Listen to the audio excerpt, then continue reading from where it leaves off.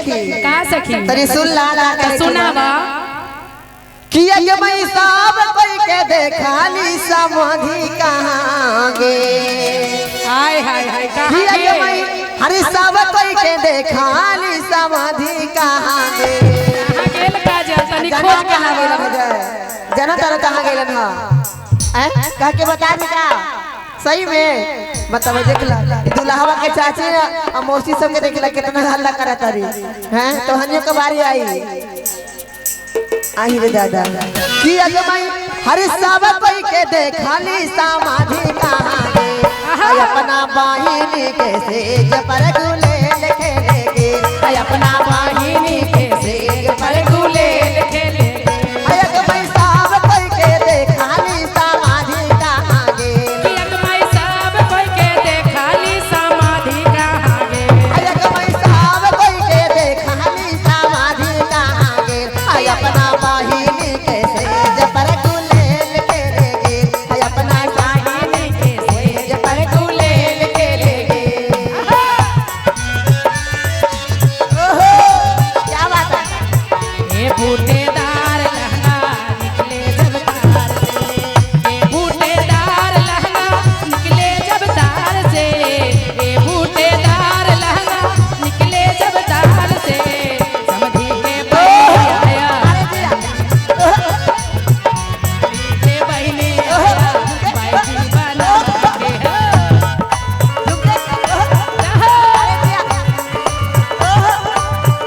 क्या बात है और क्या कहे के बाद और तरीको ये भाव में समझाने के कौना बाद भाव में काजल कहाँ माँ के सिलावा का कहाँ माँ के लोला हो कहमा के सिला बाटा कहमा के लोरा हो कहाँ माँ के सिलावा का कहाँ माँ के लोला हो कहमा के सिला बाटा कहमा के लोरा हो कहाँ माँ के लाल मेरा जाई है ए हो कहाँ माँ के लाल मेरा जाई है कहाँ माँ के सिलावा का कहाँ माँ के लोला हो कहाँ माँ के सिलावा का कहाँ माँ के ताली बजा के तनी सभी के गाड़ी देने कहाँ के के हो। लाल मेरा जाई है ए हो कहाँ माँ के लाल मेरा जाई क्या है बात है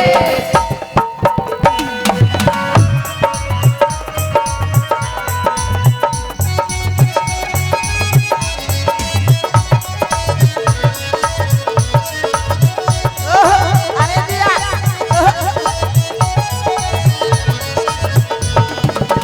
मारो के ले अरे दिया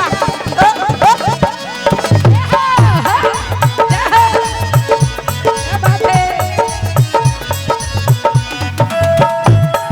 अरे दिया और का कहा पटना के सिलावा हिला सा के लोही पटना के सिला बाटा हिला सा के लोरी है पटना के सिलावा हिला सा के लोही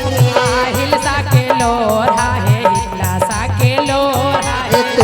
और का कहा हरे तुलसी बिघा के लाल मीरा जाई है सिलाऊ मेरा चाहिए है और का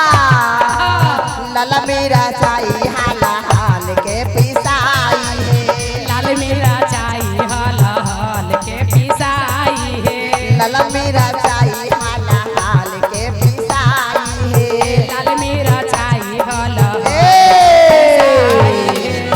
आ लाल मिर्चाई जब हल हल के पिसाई त जना कर का होई का होई बता दे बतावा बता दी दीदी एकदम बतावे के कि अरे लाल मेरा चाई हाल हाल के पिसाई हो अरे कैसे अरे समाधि के चुतर पर से लाई हो ए हो समझे के चुतर पर से गाई हो लाल मेरा चाई हाल हाल के पिसाई हो लाल मेरा चाई हाल हाल के पिसाई हो सलवे के चुतर पर लगाई हो ए हो सलवे के चुतर पर लगाई हो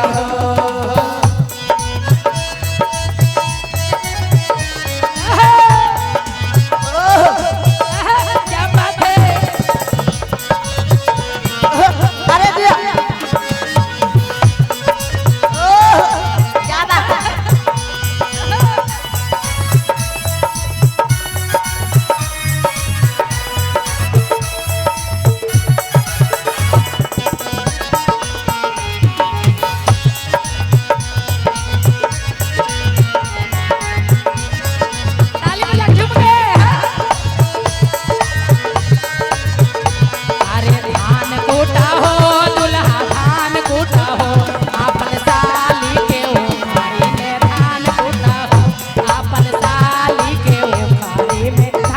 कूटा हो, धान कूटा हो, तेरे मीठे मीठा कौन है लड़का?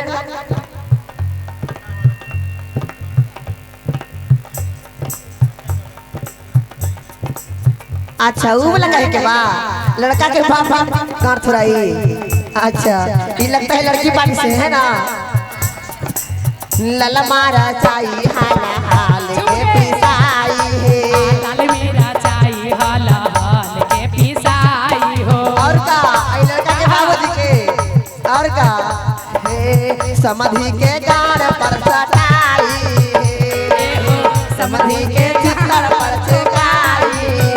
और का जाबे सटाई तक तुहे मजा आई है, जाबे सटाई ता पारी पर पाराई है, हमनी के खूबे मजा आई है, हमनी के खूबे मजा आई है। लाल मेरा चाई हाल हाल के पिसाई हो, लाल मेरा चाई हाल हाल। और का और का है के बा लड़का के जीजा के ना हेलो तेरे मीठा मीठा लड़का के जीजा के भी ना छोड़े के बा, एकदम ना छोड़े के हो, उनका मोचिया रंग देवे के। चाई हाल हाल के पिसाई है, लाल मारा चाई हाल हाल के पिसाई हो। किंगो के चुतर पर से गाई है, ए हो सिंधु के चूतर पर छपाई हो, जाबे सटाई ता खूबे पर पाराई हो, जब लगाई त खूबे पर पाराई हो। हमनी के खूबे मजा आई है। ए हो लइकन के खूबे मजा आई हो। और का और का कहे के बा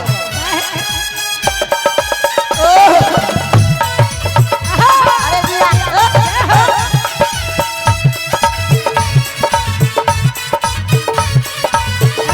बोलिए राजा रामचंद्र भगवान की।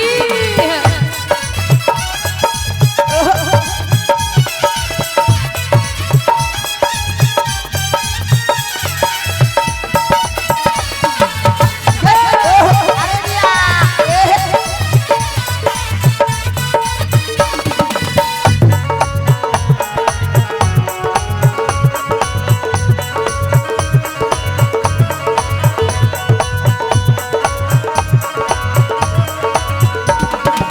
और का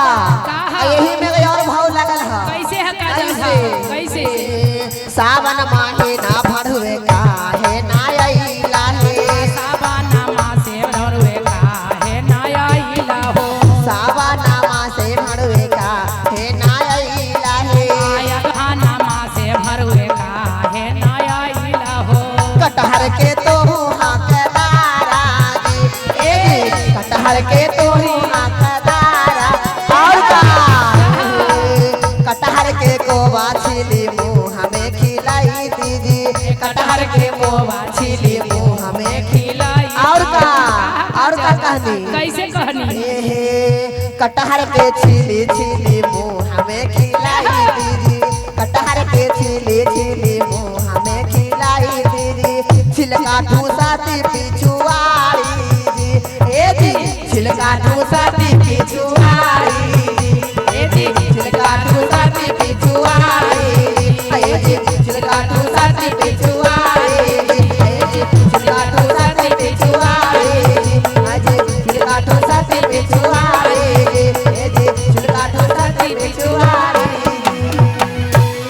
हरे जाबे छापाई तक है पर पाराई जी, हरे हमनी के खूबे मजा आई।